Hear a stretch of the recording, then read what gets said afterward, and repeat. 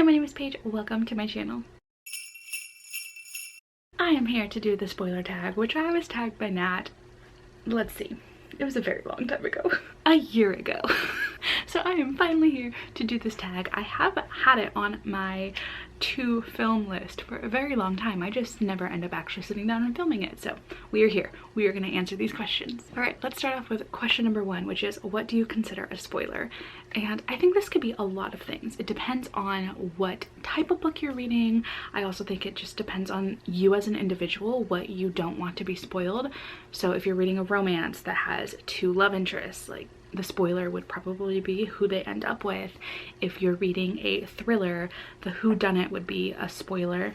But I also think that there could be small spoilers too, like telling somebody that there's going to be a major twist could be a spoiler for some people, because then they're constantly thinking about, like, what could it be, what could it be, and then they might figure it out before the book reveal, and that might be a letdown when you're reading. So I think it really depends on who you are as a reader and what you're reading. So for me personally, I don't consider like minor details spoilers, but I would consider like major plot events spoilers. So things like character deaths, who somebody ends up with, how something gets solved, those things I would consider a spoiler.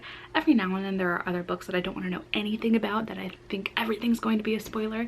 So again, it really just depends on the book and the genre and how I'm feeling at the time. Number two says, does the genre you're reading impact what you consider to be a spoiler? Yes, I just answered that kind of in the first one. So romances, I don't really want to know who ends up with who. If there's a love triangle, I also don't want to know who the killer is if I'm reading a thriller and we're trying to figure out who did it.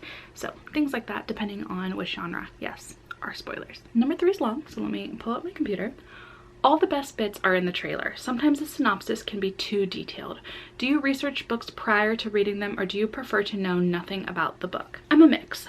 It depends on what sort of book it is. I don't have the best memory sometimes, so I will read through a synopsis and then I will pick up the book a few months later and know nothing about it. I will know nothing about it besides maybe a dynamic that I heard about or something that somebody said about the book.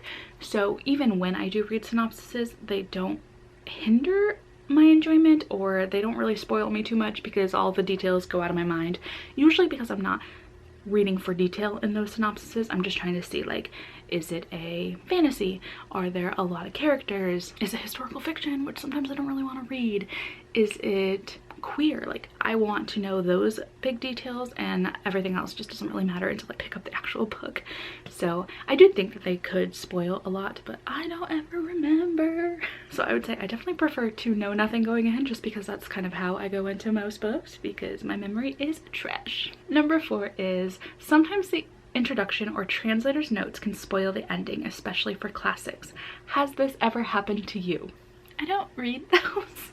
I know I should. There are a few books that I will be so invested at the end of the book that I'll go back and read them, but I never read the author's note at the beginning. I read the dedications.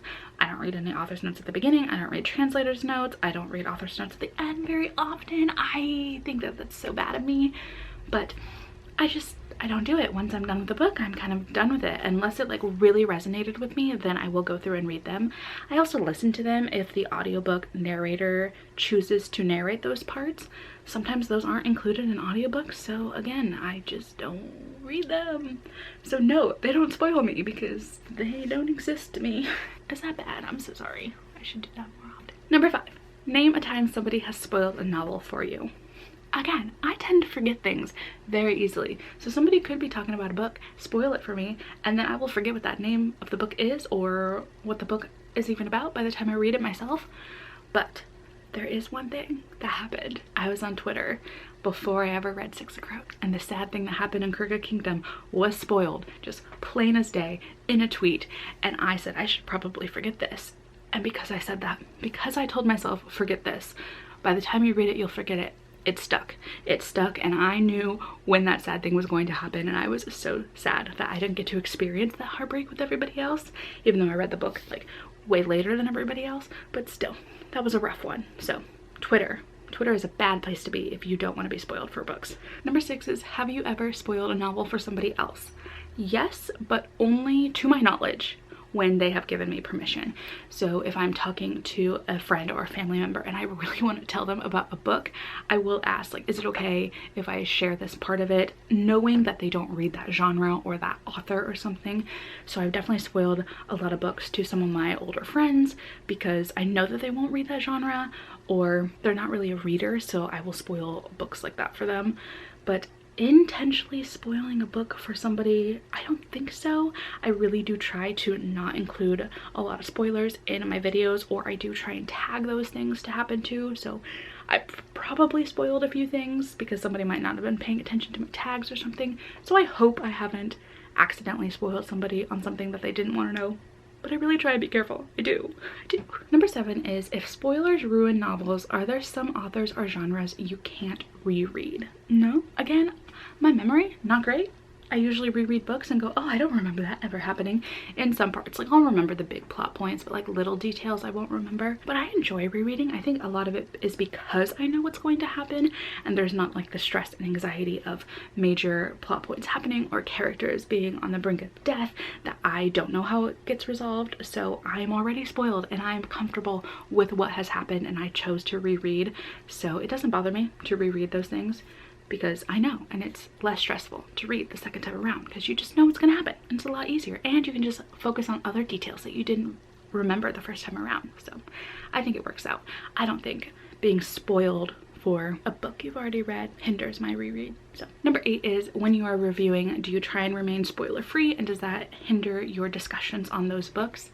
And I do try and be spoiler free, like I said before.